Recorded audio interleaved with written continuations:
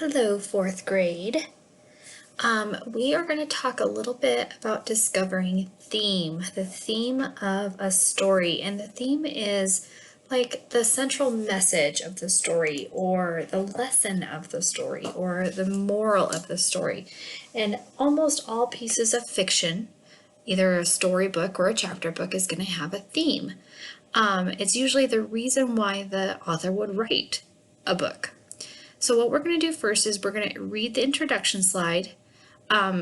So your practice will say that you're going to be doing Mr. Peabody's Apples, but today you're going to watch me find the theme of a storybook. And then we're going to complete the last slides about the book. So first, to discover the theme in a story, it's kind of hard to do, it's tricky. So you have to ask yourself, as you're reading, some questions. First, ask yourself, what did the author really want the reader to understand? What do you think the author was trying to get across to the reader? What mattered most to the author? Sometimes it's not necessarily where the book took place, the setting is important, but was that the most important part of a story? Usually not.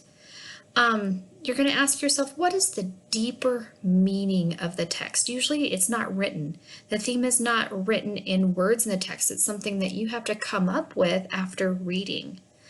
You have to ask yourself, were there any symbols popping up throughout the text? Symbols are sometimes like maybe an action that happens throughout the story, or a characteristic that comes up throughout the story. Sometimes those things have a lot to do with the theme. Maybe it's a personality, or maybe it's a character that they meet. What obstacles or issues did the character face? Usually, the main character of a book is going to have some obstacles or some problems that they come across in a book, in a story. And these obstacles will sometimes lead the reader and the character to the theme. And then you're going to ask yourself, what decisions did the characters have to make? Did they have to make some choices in the story? Because sometimes their choices have a lot to do with the meaning of the book. Ask yourself, how did the characters change throughout the course of the story? Sometimes they don't change, and that's the part of the story that's important. Maybe their personality persevered or stayed the same, but a lot of times characters will start one way in the book and end up a different way. Or they might change back and forth. Remember in the book Pollyanna was always very happy, and she was very optimistic. She was always looking for the bright side. She was always looking for the good things. That's why she played the glad game. But remember, she got hit by a car and she lost the use of her legs, and she started to have a hard time being optimistic. She started to become very sad and had a hard time finding the happy things, or to play the glad game. But at the very end, she ended up being able to see the good again, by playing the glad game again. And so that's the changes that Pollyanna went through, and that helped the reader come up with a theme. Ask yourself, what did the characters learn about themselves? Pollyanna learned that playing the glad game is even harder when you have something big that happens to you, like a car accident. But it's even more important to be optimistic and look on the good side and play the glad game when things are hard. And then you're going to ask yourself, how can we apply the lessons learned in the text to our life? And this is your thematic statement, or what is the theme? That's what this is. And what you can apply from Pollyanna is that you always want to look on the bright side. It's better to see the glass half full, or it's better to always look on the bright side than it is to be negative. It's going to get you further. So what is theme? Well, theme is a universal idea, meaning an idea of the book. Theme is a lesson about life or people. It's the lesson you learn. theme is implied in the text. What that means is it's not written. It's found unwritten. You come up with a meaning on your own based on the character's actions, thoughts, dialogue, how they talk to each other, and interactions with other characters. So you're not going to see in a paragraph, the theme of Pollyanna is to always be playing the glad game. Theme is not going to be written in a story. You have to come up with it on your own. So these are some ways to come up with a theme when you're reading a story. Okay, and this is going to be in your practice, so you're going to use this. First of all, what obstacles or issues did the characters face? That's one of the questions. These are steps that you're going to take to discover a theme. Well, what obstacles are problems. So what challenges or problems did the characters come in contact with? Pollyanna dealt with a lot of negative people like Miss Polly. She got into a car accident. She struggled because remember, the grumpy man that she befriended wanted to adopt her, but she didn't want to hurt Miss Polly's feelings. She had a lot of challenges, and that had a lot to do with the theme. What decisions did the characters have to make? In other words, what choices did they make? And they were usually made because of the obstacles. So Pollyanna continued to try to play the glad game even though she kept running into negative people. She felt like it was more important to be happy and optimistic with people that were negative. And those are the choices that she made. How did the characters change their story? So you're asking how they changed as a person. You're not asking yourself how did they change from one place to another, or did they move? That's important, but it's the character traits. How did the character themselves change? Maybe they didn't change. Maybe that was the important part, and you're going to see that in the story that we're going to read today. And sometimes maybe characters change a lot. Maybe they start one way, they change, and maybe they go back to how they were at the beginning of this book. So you're asking yourself, how did their personality change? And then what did the characters learn about themselves? And so this means, did they become a better person? Did they learn a lesson? And that's what you're asking yourself. That's what you're going to answer to try to find the theme. If they learned a lesson, how did they learn their lesson, and what did they learn? And then you're going to ask yourself, how can I apply this to my own life? This is your thematic statement. So this is where you would come up with a phrase that would be the theme. So you're asking yourself, how did the lesson of the character how can it affect your life? So for example, for Pollyanna, after reading that story, I can go on in my life and feel like I need to always look on the bright side. I need to always be optimistic and play the glad game. And that is my thematic statement, is to always look on the bright side. Here's a good example, is if a character learned that they should turn in their homework because they will get better grades and not have to work so hard. How can you phrase it to apply to your life? How about follow directions so that you don't have to work harder later? That's a great thematic statement. So I'm going to read you a book now. It's called Ferdinand the Bull. So pay attention, and then I'm going to complete a graphic organizer afterwards. You will be doing this later for another book. So please pay attention to how I fill out the graphic organizer. Let me get to our book here. Okay. Ferdinand the Bull. Once upon a time in Spain, there was a little bull, and his name was Ferdinand. All the other bulls he lived with would run and jump and butt their heads together. But not Ferdinand. He liked to sit just quietly and smell the flowers. He had a favorite spot out in the pasture under a cork tree. It was his favorite tree, and he would sit in its shade all day and smell the flowers. Sometimes his mother, who was a cow, would worry about him. She was afraid he would be lonesome all by himself. "Why don't you run and play with the other little bulls and skip and butt your head?" she would say. But Ferdinand would shake his head. "I like it better here where I can just sit quietly and smell the flowers."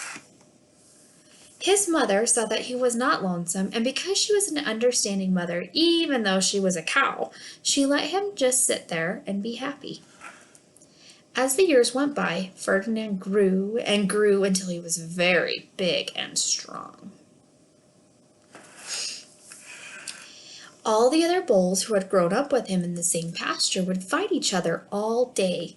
They would butt each other and stick each other with their horns. What they wanted most of all was to be picked to fight at the bullfights in Madrid. But not Ferdinand. He still liked to sit just quietly under the cork tree and smell the flowers. One day, 5 men came in with very funny hats to pick up the biggest, fastest, roughest bull to fight in the bullfights in Madrid. All the other bulls ran around snorting and butting and leaping and jumping so the men would think that they were very, very strong and fierce and pick them. Ferdinand knew that they wouldn't pick him, and he didn't care, so he went out to his favorite cork tree to sit down. Oh. He didn't look where he was sitting, and instead of sitting on a nice cool grass in the shade, he sat on a bumblebee. Well, if you were a bumblebee and a bull sat on you, what would you do? You would sting him, and that is just what this bee did to Ferdinand. Wow, did it hurt! Ferdinand jumped up with a snort. He ran around puffing and snorting, butting and pawing the ground as if he were crazy. The 5 men saw him, and they all shouted with joy. There was the largest and fiercest bull of them all, just the one for the bullfights in Madrid. So they took him away for the bullfight in a cart. What a day it was! Flags were flying, bands were playing, and all the lovely ladies had flowers in their hair.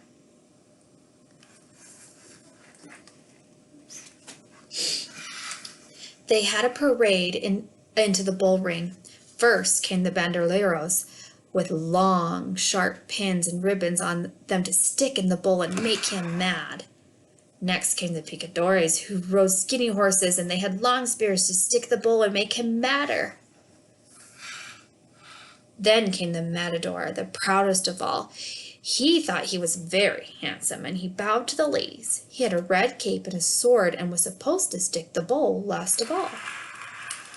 Then came the bull, and you know who that was, don't you? Ferdinand. They called him Ferdinand the Fierce, and all the banderilleros were afraid of him, and all the picadores were afraid of him, and the matador was scared stiff. Ferdinand ran to the middle of the ring, and everyone shouted and clapped because they thought he was going to fight fiercely and butt and snort and stick his horns around. Not Ferdinand. When he got to the middle of the ring, he saw the flowers in all the lovely ladies' hair, and he just sat down quietly and smelled.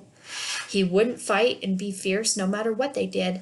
He just sat and smelled, and the banderilleros were mad, and the picadores were madder, and the matador was so mad he cried because he couldn't show off with his cape and sword. So they had to take Ferdinand home. And for all I know, he is sitting there still under his favorite cork tree, smelling the flowers just quietly. He is very happy. The end. So that was Ferdinand the Bull. And Ferdinand the Bull does have a lesson. There's a theme of this story. Let's see if we can find the theme. So I'm going to go to my next page here, and this is a graphic organizer. You will be filling one of these out for a different story after this lesson. So you can see where it says type your answer here. This is where I'll be typing my answers. So the first question is, what obstacles or issues did the character face? Well, one obstacle was he didn't want to fight.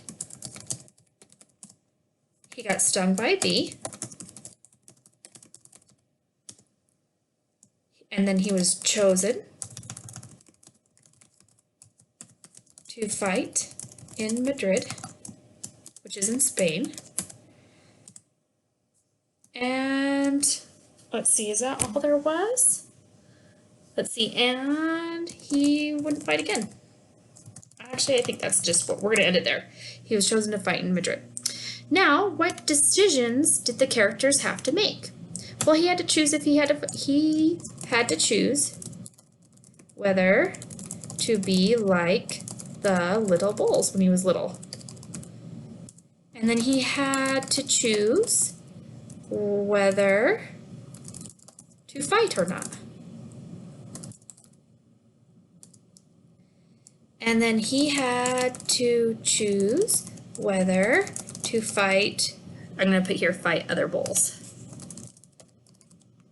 And then here, it's he had to choose whether or not to fight the matador. How did the character change throughout the story? Well, he got big and fierce looking. But did he really change personality-wise? He didn't change his personality. He always wanted to smell flowers rather than fight. He never changed his mind. He didn't start trying to fight. He always wanted to just stay and smell the flowers. And what did the character learn about himself? Well, he learned that even matadors and picadores who were trying to get him to fight couldn't make him not want to smell the flowers. So those men were all trying to make him mad, but he just still, no matter what he did, he was still going to be just Ferdinand, and he was just going to sit and smell the flower. So how can I apply this to my life? Well, maybe I can say to myself, well, Ferdinand always stayed the same, and he never changed, and he stayed very happy. So maybe by doing the things that make me happy, I will be happy. Okay, so by doing the things that make me happy, I will be happy. And I should never do things I don't want to do. He never wanted to fight, and he never did. So what is my thematic interpretation? What do you think? What is the theme? What is the theme here? So I think the theme, after going through all of this, Ferdinand always stayed the same. And he was very happy in the end. He got his happy ending. He got to go back to his hill, and he got to smell his flowers. So maybe a good theme, a good way that I can take what the thematic statement is, how can I apply it to my life? I can take this statement, I have to make it into a shorter phrase. So how about this? Stay true to yourself. Meaning never be anybody else but who you are. Or you could even say, how about this one? Love yourself. There's a couple different ways, but they mean the same thing. That's what the interpretation is. Now we've discovered the theme. The theme is to stay true to yourself or to love yourself. Pretty simple, right? Well, theme is hard to find sometimes. So now what I want you to do is I want you to go into your practice, and you are going to fill out the same graphic organizer after listening to a story called Mr. Peabody's Apples. And that is in a lesson that looks just like this one. And let me or any of the teachers know if you need any help.